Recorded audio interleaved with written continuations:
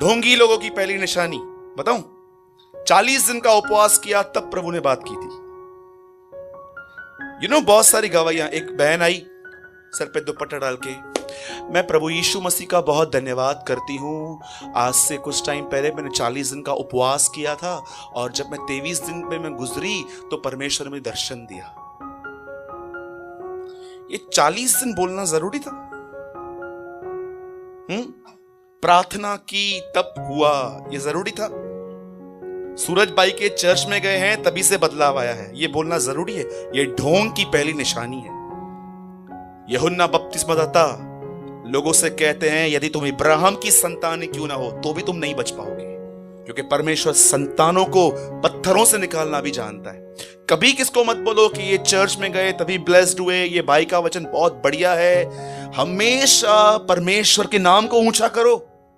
हमेशा ये कहो मुझे जिंदगी इसलिए नहीं मिली है क्योंकि मैं इस चर्च में आया, मुझे इसलिए मरी क्योंकि मेरे लिए मरा है, मेरे लिए जिंदा हुआ है। उसको आदर दो जो आदर के योग्य है।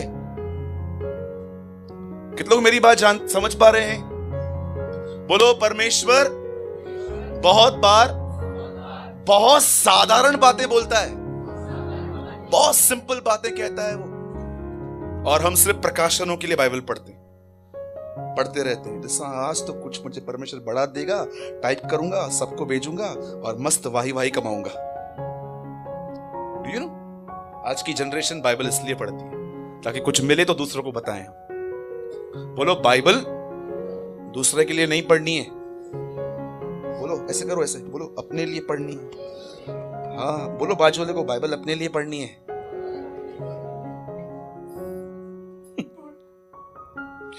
ओके, आइए, जिनके पास भी खुदा का कलाम है हम सब ओपन करेंगे लूका का 18 अध्याय, लूका का 18 का 1 वचन। यीशु मसीह ने अपने चेलों को निरंतर प्रार्थना करना और हिम्मत ना हारना यह सिखाने के लिए। बस ब्रदर, सबने बाइबल में टिक किया? आपने प्लीज आप टिक कीजिए। अगर आपके पास एंड्रॉइड है वहां बुकमार्क कर दीजिए। आज बहुत इंपॉर्टेंट वर्ड है। मैं बिलीव करता हूं आज आप कुछ ऐसी बातें जानोगे जो आपके फ्यूचर को बहुत अच्छा बना सकती हैं। आमीन। आइए सब यहां ध्यान दीजिए। अब यहां पर यीशु मसीह अपने चेलों को एक शिक्षा दे रहे हैं कि प्रार्थना और हिम्मत क्या है। अधिकतर लोगों के अंदर हिम्मत इसलिए नहीं है क्योंकि उनके पास प्रार्थना नहीं है। Do you know? और बहुत सारे लोग जो प्रार्थना करते भी है ना, उनकी प्रार्थना सिर्फ और सिर्फ बकबक है, वो परमेश्वर के चेहरे के सामने बात नहीं करते हैं। बाइबल ऐसा बताती है कि एलिया के विषय में ऐसा लिखा गया है, वो कहता है मैं प्रभु के सामने खड़ा रहता हूं और उसके मुंह को ताकता हूं। ये जो भविष्य को लेकर है, या कई बार आपने पास में जो पाप किए हैं, आपको डेविल बार बार वो डालता है कि तूने जवानी में व्यभिचार किया था, तूने किसके पैसे लिए थे, तू दे नहीं पाया था, ये किया था, वो किया था। अब आराम से सुनिए जो मैं आपको बता रहा हूं। अब देखिए यहां पर क्या हुआ। यीशु मसीह अपने चेलों से मिला और वो उनको कहता है निरंतर प्रार्थना करो और हिम्मत ना हारो। आपको पता है, जब आप परमेश्वर के सामने निरंतर प्रार्थना करना सीखते हो, परमेश्वर निरंतर आपको हिम्मत देता रहता है। कितने लोग मेरी बात समझ रहे हैं? बोल्डनेस एक शरीर का नहीं, एक आत्मा का फल है, और आत्मा उनको भरता है जो परमेश्वर के साथ प्रार्थना करना सीखते हैं। मैं ऐसे लोगों को जानता हूं, मैं सच कहता हूं, आपको लगता होगा कि मैं किसको ऊपर नीचे कर रहा हूं, लेकिन मैं सच्चाई बता रहा हूं आपको। मैं ऐसे लोगों को जानता हूं जो मॉर्निंग में उठते हैं, दुआ करते हैं, पर उनको यह बात नहीं पता है कि निरंतर प्रार्थना करना क्या होता है। हाँ, वो सवेरे उठते हैं, वही जो उनकी बातें रहती हैं, सेल्फिश बातें, प्रभु जॉब को ब्लेस कर, बच्चों को ब्लेस कर, आज का दिन अच्छा कर।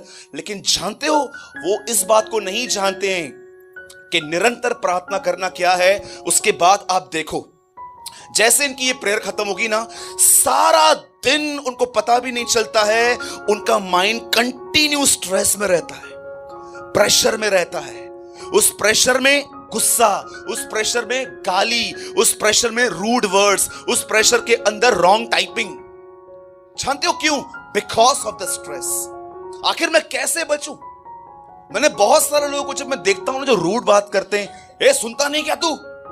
आप देखो बाहर, मैं आपको सच कहता हूं, मैं लोगों को देखता हूं गर्मी के अंदर या जब बारिश होती है बहुत, लोग लड़ते हैं, एक दूसरे से मारते हैं। आप लोकल ट्रेन्स में जाके देखो, जो लड़ाइयां होती हैं वहां पर, जो झगड़े होते हैं, जानते हो रीजन क्या है?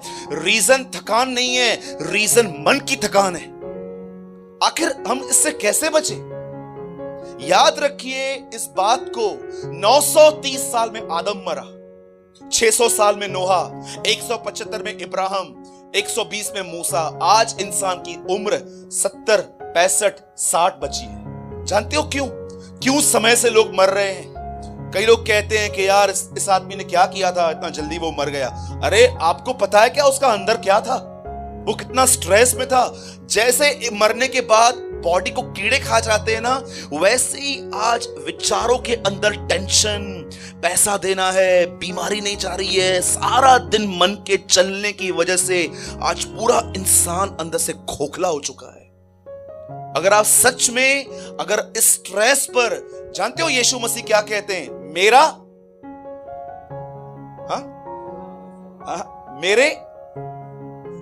मेरे पीछे हो लो। जानते हो जब वो क्या कहता है, मेरे पीछे हो लेने का मतलब, मुझे देखो कैसे मेरे चिंताओं पर जय पाई है, आओ मेरा पीछा करो। जैसे मैं हर समय अपने स्वर्गीय पिता पर निर्भर रहता हूं, वैसे तुम भी उस पर निर्भर रहो। लिसन, अब यहां क्या हो रहा है? बाइबल ऐसा बताती है कि जब 30 साल का यीशु मसीह हुआ, जानते हो वहां पर क्या हुआ? आप पूरी बाइबल के अंदर एक ही व्यक्ति को देखोगे यर्दन पे, जिससे पानी में से उठने के बाद प्रार्थना की है। बाकी किसके लिए नहीं लिखा है? बाकी सब बपतिस्मा लेके वहां से चले गए, लेकिन यीशु मसीह के लिए ऐसा लिखा गया है कि उसने बपतिस्मा लिया, पानी के ऊपर आया और उसने प्रार्थना की, और उसके लिए आवाज आई और उसके ऊपर एक अभिषेक आया। अब जैसे वो वहां से उठा, बाइबल ऐसा बताती है, उसके बाद वो एक जगह पे गया जहां उसकी परीक्षा हुई, और उसके बाद उसने शिक्षा देना चालू की, और शिक्षाओं में उसने वो सिखाया जो उसने 30 साल किया था। जानते हो जब यीशु मसीह हर दिन सुबह में उठता था, पहाड़ पे जाता था, ऊपर देखता था और कहता था, हे पिता, तेरा नाम पवित्र ठहरे, तेरा राज्य आए, तेरी इच्छा पूरी हो। यह प्रार्थना जो उसने समय 30 साल की, वही प्रार्थना उसने अपने चेलों को सिखाई। जब तुम प्रार्थना करो तो तुम यह कहना कि ऐ हमारे पिता तू जो स्वर्ग में है। अब उसने यहां पर प्रार्थना सिखाई। जैसे वो नीचे उतरा, उसने चेलों को चुना और चेलों को कहता है, सुनो, खेत के स्वामी से विनतियां करो कि वो अपने खेतों को काटने के लिए मजदूरों को भेजे। अब चेलों को प्रार्थना करना सिखा रहा है। उसके बाद वो थोड़ा आगे बढ़ता है, वो फरीसियों को देखता है। फरीसियों को देख के कहता है, एक चुंगी लेने वाला था, एक फरीसी था। चुंगी लेने वाले ने यह प्रार्थना की कि मैं पापी हूं, और फरीसी ने यह प्रार्थना की मैं इसकी तरह नहीं हूं। उनको भी प्रार्थना करना बता रहा है कि कैसे तुम रॉन्ग प्रेयर्स करते हो, कैसे तुम प्रेयर में कंपैरिजन करते हो। मैं ऐसे ढोंगी मसीहों को जानता हूं जो घर पे 5 मिनट प्रार्थना नहीं करते हैं, यहां पर लंबी लंबी प्रार्थनाएं करते हैं, रुकती नहीं उनकी प्रार्थना। ओ प्रभु तू महान है, तू दयालु है। प्रेयर, पर्सनल प्रेयर में एक वचन नहीं निकलता है, और इधर पूरा बाइबल प्रीच करते हैं प्रेयर के अंदर। जानते हो क्यों? सिर्फ लोगों को दिखाने के लिए कि मुझे तुमसे ज्यादा वचन याद है। पास्टर प्रचार करने देता नहीं है, आराधना में ही वचन बोल देता हूं। Do you know? इतनी लंबी प्रार्थनाएं करेंगे, इतनी लंबी प्रार्थनाएं करेंगे, और आपको पता है कई बार पब्लिक क्या करती है? आमीन का वेट करती है। सच कहता हूं। और उसके बाद बाइबल ऐसा बताती है, उसके बाद वो वापस अपने चेलों से मिलता है, उन्हें यह प्रार्थना सिखाता है, निरंतर प्रार्थना करो और हिम्मत मत हारो। और जानते हो एक समय आया जब बाइबल बताती है उसने फिर से चेलों को एक प्रार्थना करना सिखाई कि एक व्यक्ति था, उसके घर में आधी रात को मेहमान आए, उसको खाने के लिए कुछ नहीं था देने के लिए। वह अपने पड़ोसी के पास जाता है, उससे शर्म बगैर खाना मांगता है और उनको देता है। यीशु मसीह ये दृष्टांत बताने के बाद कहता है, अब मांगो तो तुम्हें भी दिया जाएगा। और जानते हो जब उसके बाद वो वहां से निकलता है, उसको पता था कि अब वो मरने वाला है। 17 अध्याय यूहन्ना आराम से पढ़ना, किसी भी अनबिलीवर के लिए नहीं, उसने चेलों के लिए सारी रात प्रार्थना की। और जानते हो वहां पर क्या कहता है? प्रभु मैं प्रार्थना करता हूं, मैं तुझे ये नहीं कहता हूं कि तू इन्हें उठा ले, पर मैं तुझसे ये प्रार्थना करता हूं, इन्हें उस दुष्ट से सुरक्षित रख। लास्ट में अपने डिसाइपल्स के लिए, अपनी चर्च के लिए प्रेयर करता है। और उसे जब देख लिया और अंत में उसे पता चल गया कि वो क्रूस पे मरने वाला है, 3 बार वो एक ही बात कहता है, हे पिता ये प्याला हटा। क्रूस पे प्रार्थना करता है। और आज भी बाइबल ऐसा बताती है, कलाम मुकद्दस कहता है इब्रानियों की पत्री के अंदर कि अब भी वो दाहिनी ओर बैठकर पिता के लिए, पिता के सामने सबके लिए प्रार्थनाएं करता है। सोचो, उसकी प्रेजेंट मिनिस्ट्री भी प्रेयर है। जानते हो यीशु मसीह 2 काम कर रहा है इन दिनों में। एक, लोगों के लिए प्रार्थना करना। दूसरा, जो लोगों ने पश्चाताप किया है उन्हें आग और पवित्र आत्मा का बपतिस्मा देना। मैं आज आपसे एक बात पूछना चाहता हूं। आप में से सब लोग ये बात जानते हैं कि यीशु परमेश्वर का बेटा था, पर आप में से कितने लोग ये बात जानते हैं यीशु एक प्रार्थना करने वाला मनुष्य था?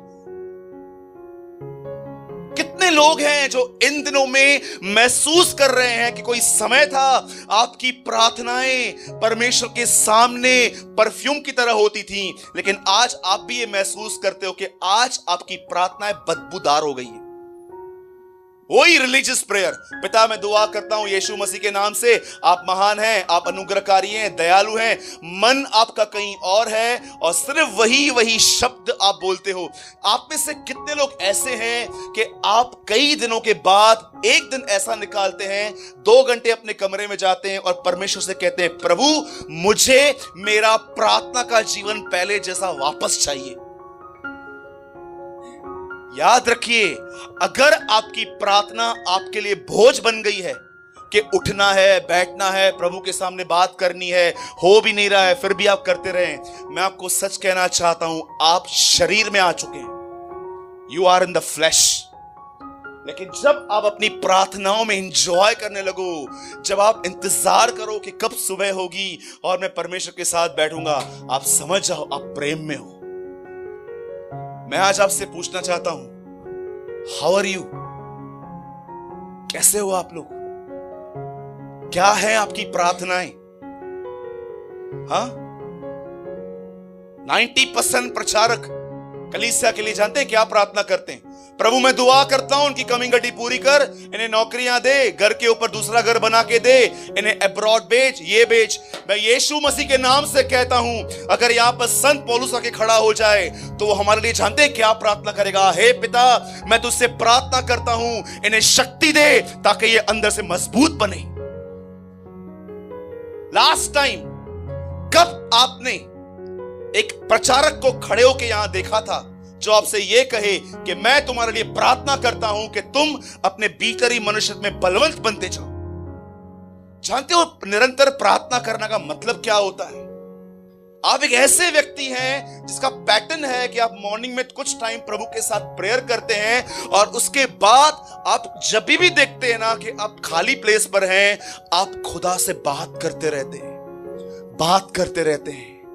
आपको पता है आज एक ऐसी जनरेशन से हम गिरे हैं जो सुबह में प्रार्थना करती है, उसके बाद वो प्रार्थना नहीं करते और सारा दिन स्ट्रेस उनके अंदर घुसता है, उन्हें खाता है, उन्हें मारता है, उनका मूड खराब करता है, उनके अंदर से गंदे शब्द बुलवाता है।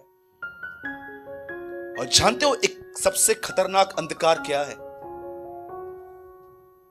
सुनिए, अगर मैं आपसे कहूंगा ना आधा घंटा प्रभु से बात करो, जानते हो आपके अंदर सवाल क्या आएगा? क्या बात करूं आधा घंटा प्रभु के साथ? हमको तो वही पता है, चाय दे, वड़ा दे, चटनी दे, रोज की रोटी दे, हमें आशीष दे, ये दे, वो दे। पर मैं आपको बताऊं, अगर जिससे आप बहुत प्यार करते हैं ना, उसका फोन आएगा ना, बातों बातों में आधा पौना घंटा कैसे निकल जाएगा मालूम भी नहीं पड़ेगा। ये क्या चीज है कि किसी से आधा पौना घंटा बात करना बहुत आसान है, परमेश्वर के साथ आधा घंटा बात करना बहुत कठिन क्यों है? ऐसा क्यों? बोलो मेरे पीछे, बोलो। मैं ईमानदारी से यह कहता हूं, मुझे प्रभु से प्यार नहीं है ब्रदर, मुझे प्यार उससे है क्योंकि मैं उसकी नजर में हीरो बनता हूं। परमेश्वर को क्या है? सुने नहीं सुने हमको क्या है? आप हो ना हमारे लिए प्रार्थना करने के लिए। पास्टर क्यों बने हो आप? हमारे लिए प्रार्थना करने के तो बने हो। Praise the Lord. किसी से प्यार करते हैं तो उनसे आधा घंटा बात कर सकते हैं, प्रभु के साथ आधा घंटा। कई लोग सोचते हैं आधा घंटा, ऐसा रिएक्ट करते हैं जैसे मैंने उनको 100 माला चढ़ने के लिए बोला है। एक भाई को मैंने बोला आधा घंटा प्रेयर करता है, वो ऐसा देख रहा था। मैंने बोला भाई मैंने तेरी किडनियां नहीं मांगी है, वो अपने पास रख। मैं तो कुछ सिंपल एक बात पूछ रहा हूं। अच्छा आप मुझे बोल सकते हो सूरज भाई क्या बात करें? सुनिए, मैं आपको एक रहस्य बताता हूं, काश आप इस बात को समझे। आप जब प्रभु के साथ बैठते हो, माइंड को सेट मत करो कि मैं यही बोलूंगा। जो हृदय में है वो उसको बताना प्रार्थना है। कितने लोग मेरी बात समझ रहे हैं? कितने भाई लोग हैं यहां पर जो प्रभु से ऐसा कहते हैं, प्रभु लड़कियां जब टाइट कपड़े पहन के जाती है ना, मेरी आंखें उनके अंगों पे जाती है। बोलता है कोई? आधा घंटा प्रभु मैं व्हाट्सएप पे बैठा रहता हूं, कोई मैसेज नहीं आया है, फिर भी देखता रहता हूं किसने पहले मैसेजेस किए थे मुझे। यीशु मसीह एक दृष्टांत बताते हैं और कहते हैं एक को 5 तोड़े दिए गए, एक को 3 तोड़े दिए गए, एक को 10 तोड़े दिए गए। अरे हम वरदानों में अलग अलग हैं। मैं प्रचार करता हूं, मयूर वर्शिप करता है, वो भाई कैमरामैन है, कोई बहन काम करती रहती है। अरे लेकिन आप ये क्यों भूल जाते हो कि एक चीज में हम सब बरोबर हैं। खुदा ने हम सबों को 24 घंटे दिए हैं, हम सब उसमें इक्वल हैं। कुछ लोग 24 घंटे सिर्फ बर्बाद करते रहते हैं, लेकिन कुछ लोग उस 24 घंटों के साथ इतना सुंदर करते हैं कि रात को सोने से पहले उनको लगता है कि हाँ मैंने आज खुदा के लिए कुछ किया। अरे उठिए, लड़िए अपनी सुस्ती से। जानते हो एक दिन क्या हुआ? मैं चाहता हूं सब बाइबल बंद कीजिए आप, मैं और एक्सप्लेन करूंगा 5 मिनट। जानते एक दिन क्या हुआ? कलीसिया बढ़ रही थी और कलीसिया में झगड़े भी बढ़ रहे थे और लीडर था पतरस। और पतरस देख रहा था डे बाय डे उसके पास शिकायतें आ रही हैं, ये ऐसा कर रहा है, ये ऐसा कर रहा है, ये ऐसा कर रहा है, ये ऐसा कर रहा है। अब पतरस जानते क्या देख रहा था? पतरस ये देख रहा था कि यार ये सारा दिन ये लोग कंप्लेंट्स तो लेकर आते हैं, मैं अगर इसमें घुस जाऊंगा तो मेरा तो हो गया सब पूरा। जानते हो पतरस क्या कहता है? पतरस उन्हें कहता है इन विषयों के लिए हम 7 लोग अलग कर देते हैं, मैं और ये चेले प्रार्थना और वचन में लगे रहेंगे। अब मुझे एक बात बताइए, आप में से कितने लोगों ने ये निर्णय लिया है जिसको जो करना है करो, जिसको जो बोलना है करो, बाद में देखेंगे, पहले हम अपने आप को फीड करेंगे। फीड करना, मैं आपको सच कहता हूं, मैं अपनी आत्मा में आज देख पा रहा हूं आप में से बहुतों की प्रार्थना रिलीजियस प्रेयर हो चुकी है। जानते हो रिलीजियस प्रेयर क्या होती है? एक होती है रट्टी हुई प्रार्थना बोलते रहना, एक होता है अपनी सच्ची कंडीशन जान के प्रार्थना करना। मुझे बताइए कितने लोग हैं जो प्रार्थना करने से पहले 5 मिनट चुप रहते हैं, एक्नॉलेज करते हैं, सेल्फ जजमेंट करते हैं, वहां पर चुप रहते हैं, वहां पर सिर्फ ये जानते रहते हैं आज सारा दिन क्या किया, और पवित्र आत्मा को बताता है क्या ये तरीका था उससे बात करने का तेरा? क्या ये तरीका था कि वो आदमी को तू अब भी पीछे से छुरे मारता रहता है, तू उसका नाम खराब करता है? ये तरीका है? ये क्या तरीका है उस घर में बैठ के दूसरे की घर की बातें करने का? क्या ये तरीका है? जानते हो कई बार प्रार्थना करने से पहले 5 मिनट शांत रहो, देखो तुमने क्या किया। अरे ये तो बातें हैं, पवित्र आत्मा आपको मन दिखाएगा कि आपने मन में कितने पाप किए हैं। मैं आपको सच कहता हूं, मैं प्रभु से कहता हूं, प्रभु मैंने बहुत हद तक शारीरिक पापों से आजादी पाई है, पर प्रभु मैं इस विचारों में होने वाले पापों पर आखिर कब जय पाऊंगा? सारा दिन मेरे अंदर कुछ न कुछ चलता है। पवित्र आत्मा को बताएगा देख विचार आया और तू उसके साथ एक हो गया था, और उसके बाद परमेश्वर को एटीट्यूड दिखाएगा कि जिसको तू पसंद नहीं करता था, ये देखिए, जिसको तू पसंद नहीं करता था वो आया और तू उठ के कैसे चला गया। ये तेरा एटीट्यूड क्या है? Do you know? अरे कुछ पाप बता रहा हूं, पवित्र आत्मा को इतना बता सकता है, आप खुल पड़ोगे प्रभु के सामने, प्रभु ये सब मुझ में है और मैं प्रार्थना करता हूं मुझे अभिषेक दे, मुझे प्रकाशन दे। अरे रिपेंट तो कर पहले, तू पश्चाताप तो कर। मैंने कितने लोगों को देखा है जो उनको कोई पसंद नहीं आएगा ना, उसके सामने ऐसे उठ के चले जाएंगे एटीट्यूड से। क्या तुम्हें पता नहीं चलता है कि तुम क्या कर रहे हो? और अभिषेक मांगते, उपस्थिति, प्रकाशन दे। अरे प्रभु को बोलो पहले उठा तो सही, उसके बाद तू मसा करेगा ना।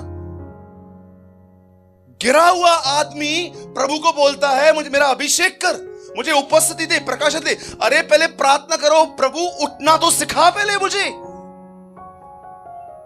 और प्रार्थनाएं देखो क्या है। पिता मैं दुआ करता हूं, यीशु के नाम से प्रार्थना करता हूं, आज मैं दाऊद की जिंदगी के बारे में पूछूंगा। प्रभु बोलेगा दाऊद को छोड़, पहले अपनी अंदरूनी जिंदगी जांच, क्या कर रहा है, क्या प्रार्थना करनी चाहिए, क्या दुआएं करते हैं हम। वो आदमी मंदिर के सामने खड़े होकर बोलता है मुझे पैसा दो, चाहिए चंगाई, मांग पैसे रहा है।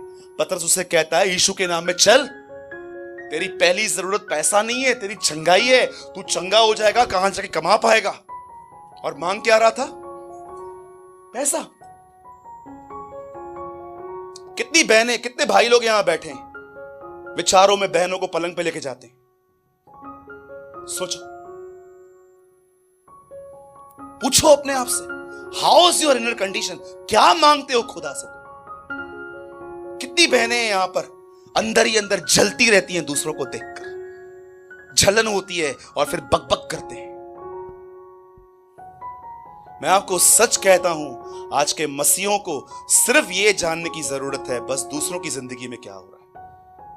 They just want to know उनका क्या हुआ, उनका क्या हुआ, सब पता है। 95% सब कुछ पता है, 5% कम है, वो भी खोट खोट के पूछेंगे क्या हुआ, अच्छे से बता।